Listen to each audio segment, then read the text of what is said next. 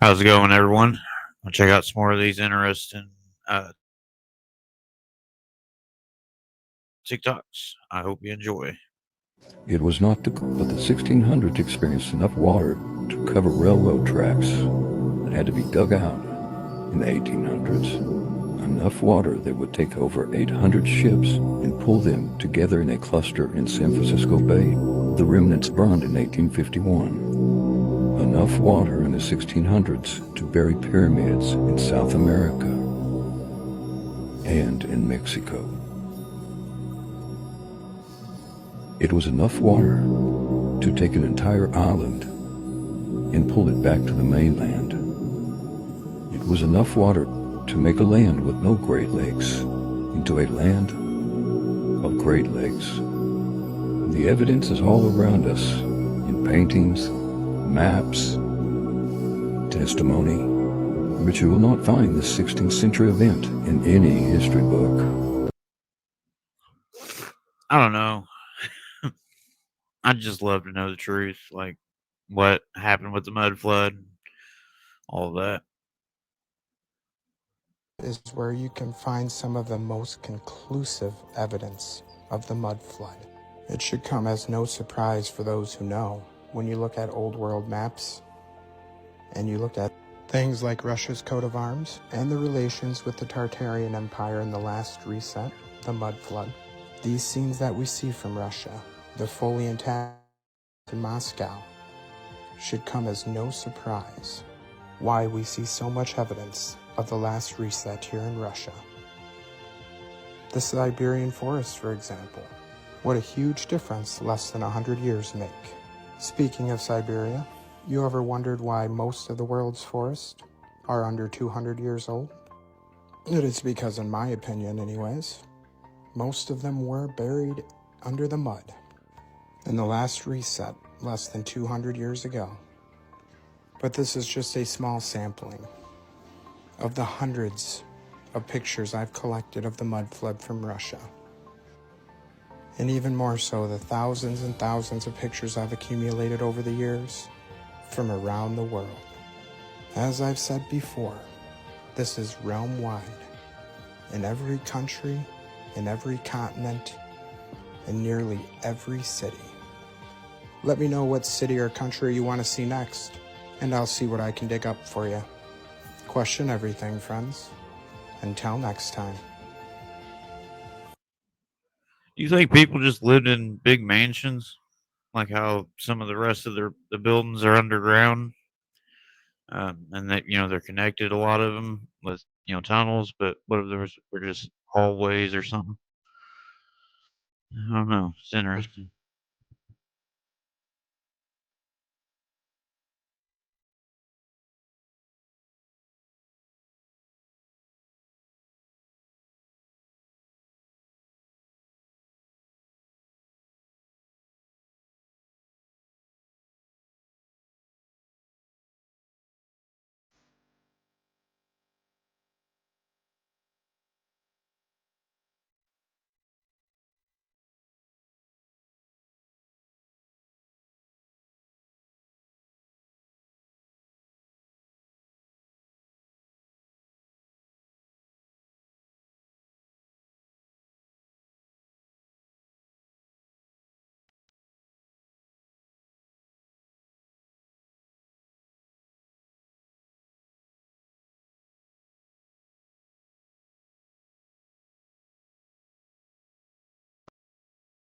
Well, just find like a big map, like in a basement or something like that, or some kind of book from like the 1600s that actually tells some things.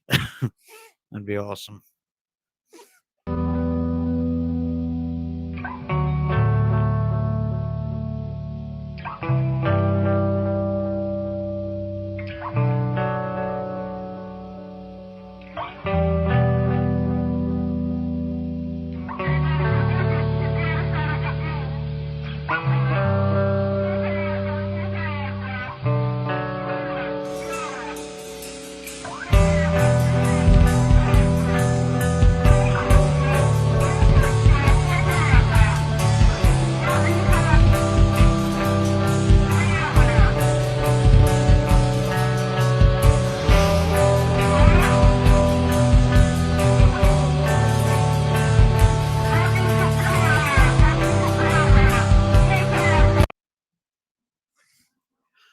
It's pretty wild. What do you think that is? Like a spaceship, I guess, or not space, but you know what I mean. Uh, that kind of technology or whatever. I appreciate you watching these with me. I think they're interesting. They're not telling us about our ancient realm and so-called mountains. Check out these pictures. What do they look like to you?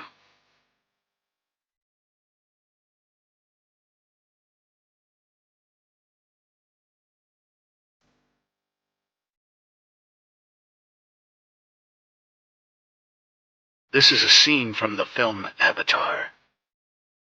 They like to add truth in movies, hidden in plain sight. I've added a bonus short video that goes into a bit more detail. Enjoy. What you think is nothing more than just rocks are but the fractions of what remains of the massive forest that once swept this realm. There was far more oxygen back then, and these were the trees that helped produce it.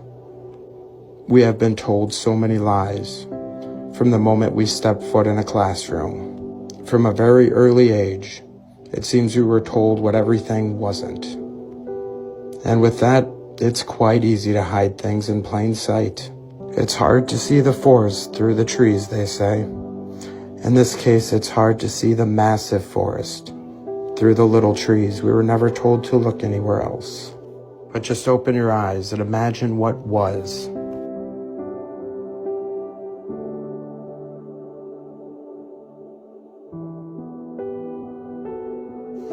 It is no coincidence.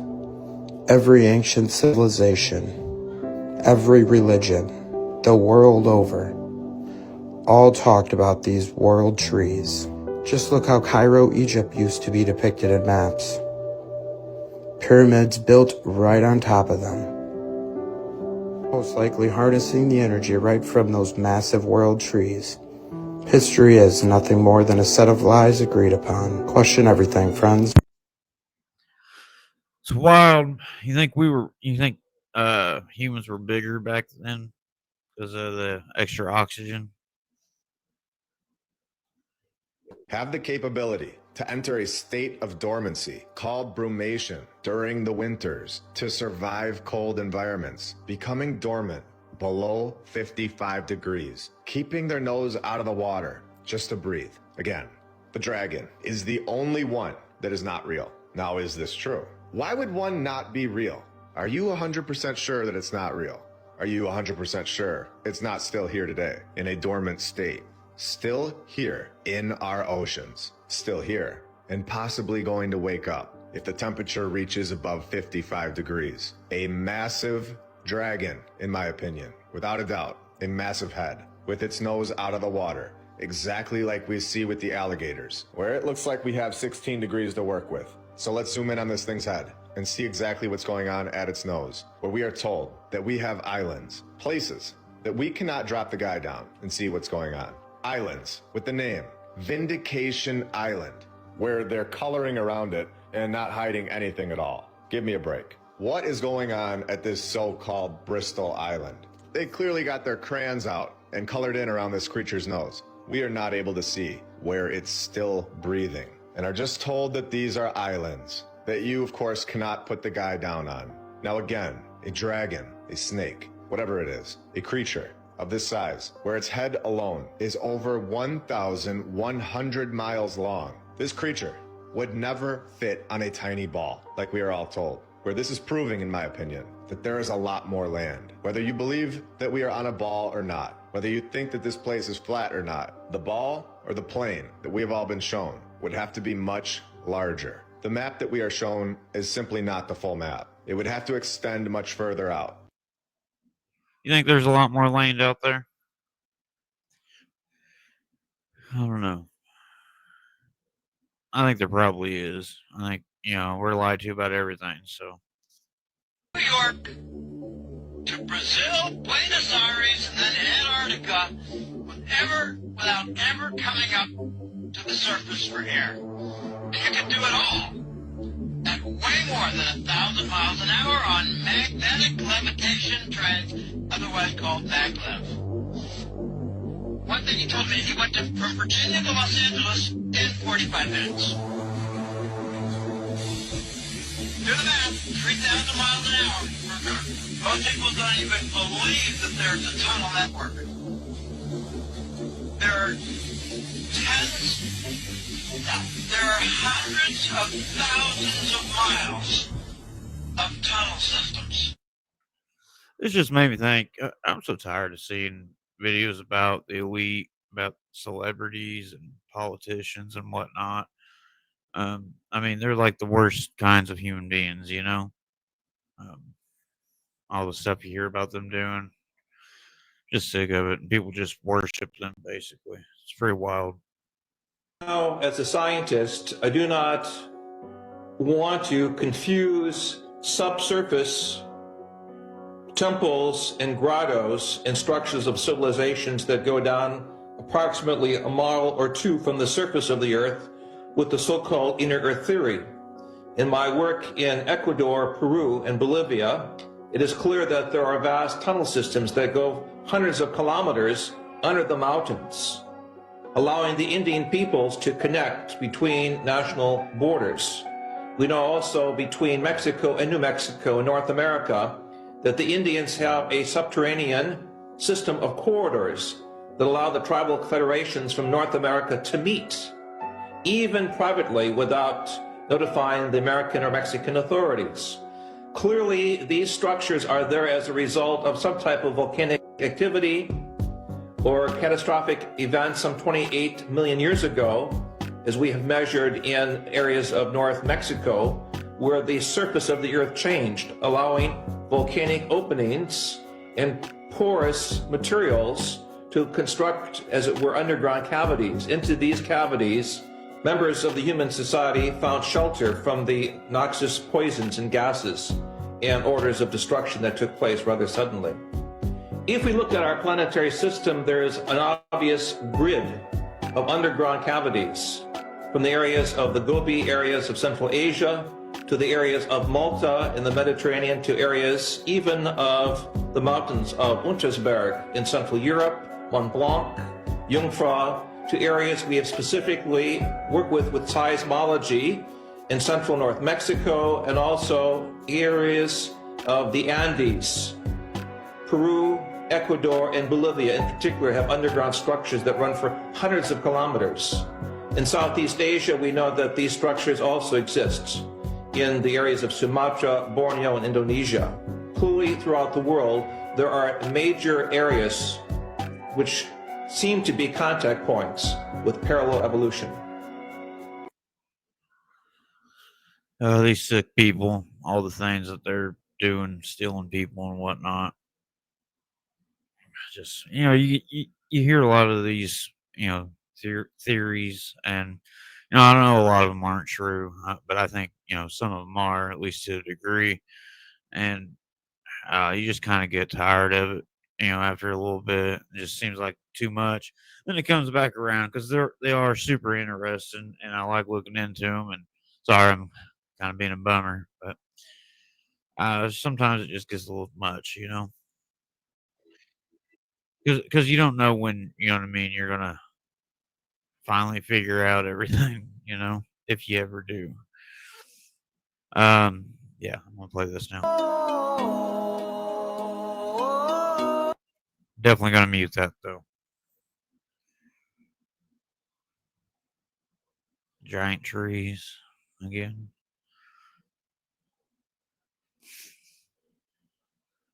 Yeah, that's pretty crazy. These mountains, right? They're a lot of them look like giants, and a lot of them look like giant trees. You ever hear about the pink Himalayan salt? That's giant, like the insides of a giant. That's pretty wild. These trees must have been massive. Look, that's like an island.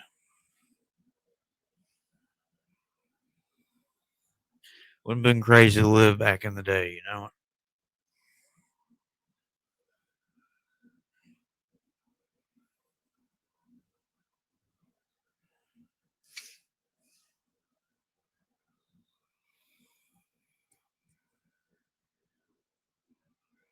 How'd they get cut though?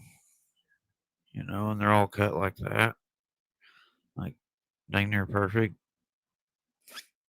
Oh, I guess not all of them, but a lot of them.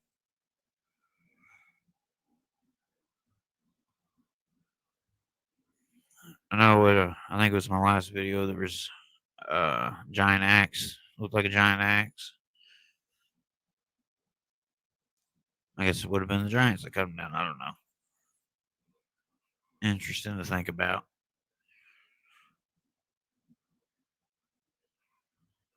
That's wild.